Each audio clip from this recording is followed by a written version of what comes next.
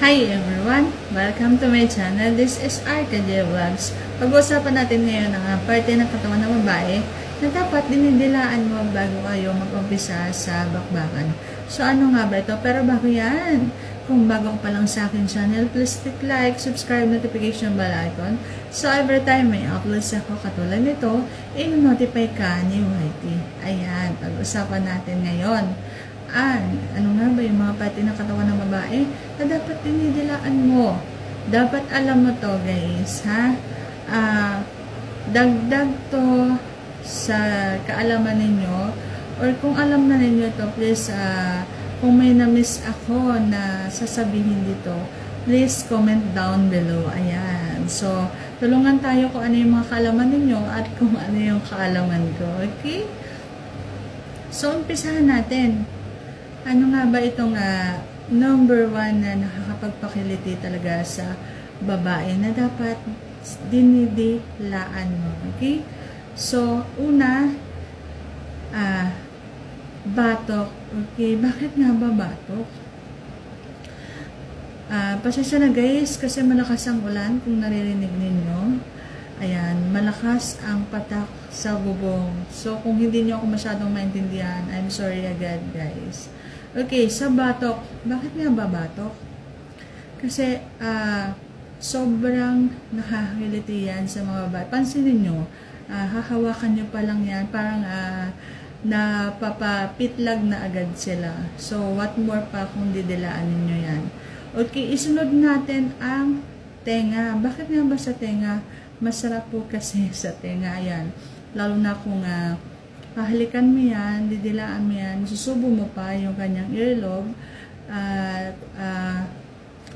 yung mainit yung hininga, ihihinga nyo pa dyan sa kanyang tenga. So, the best feeling yan at sobrang nakakiliti yan. And then, next natin ang leeg. Bakit nga ba leeg?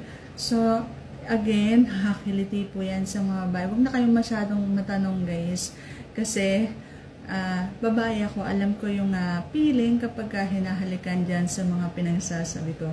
Siyempre again, hindi ko naman sasabihin to nang walang survey, okay?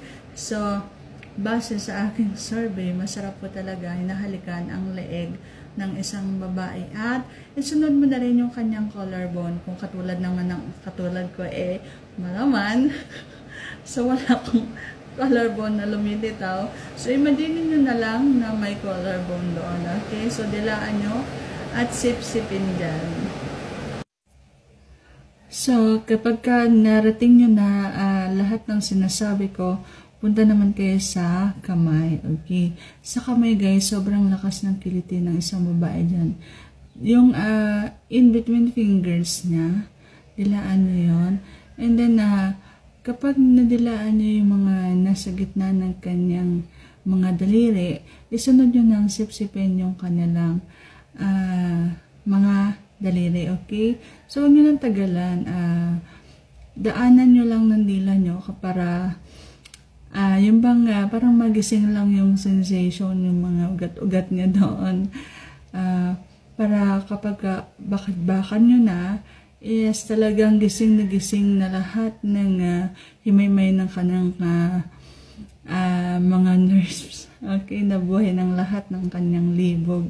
Okay, so next, punta naman tayo dun sa kanyang dibdib. Siyempre, wag na, hindi ko napahabain kasi alam naman natin na ang dibdib talaga ang isa sa pinaka sobrang nakakiliti sa isang babae. So, paikutan nyo yung dibdib na yan. At huwag nyo rin kakalimutan yung ilalim ng dibdib niya. So, malakas din ang kiliti ng isang babae sa ilalim ng dibdib. Tapos, pababa. Okay?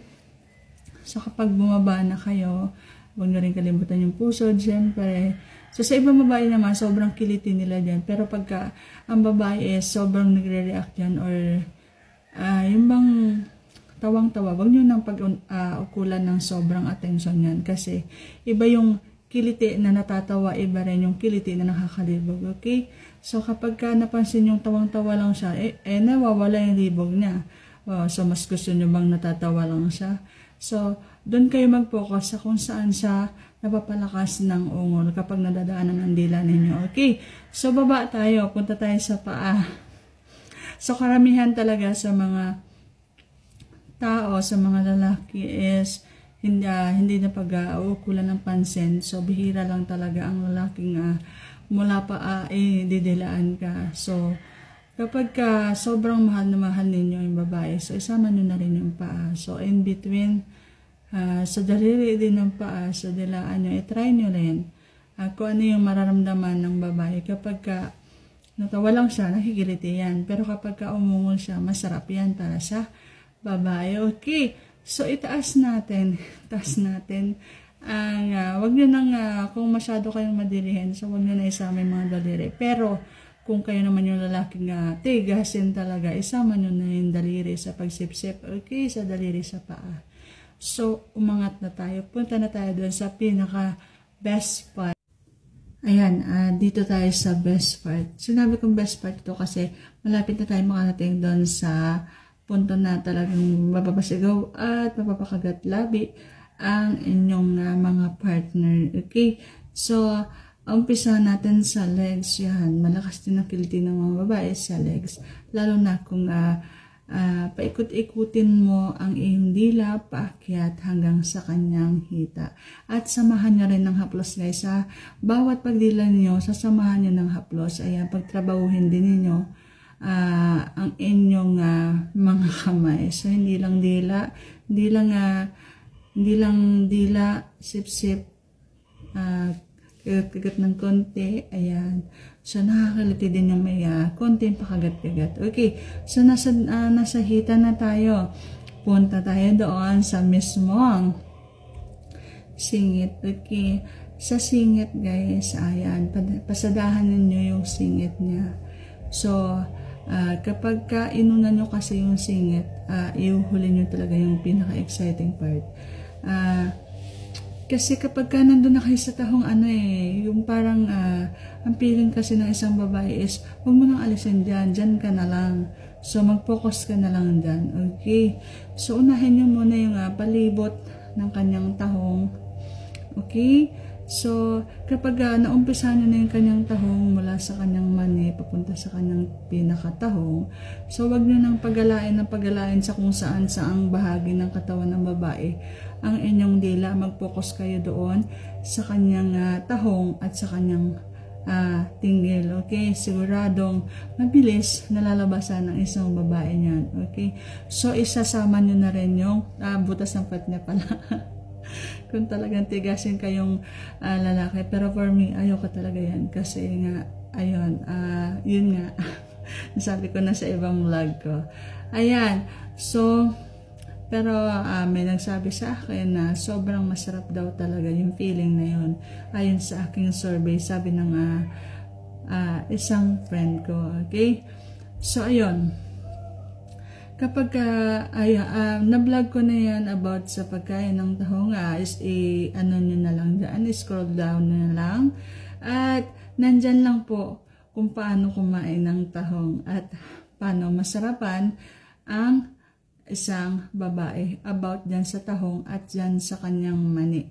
Okay, so ako magpapaalam na. This is Aika. Maraming salamat sa inyong panonood. See you on my next vlog. Maraming salamat. God bless.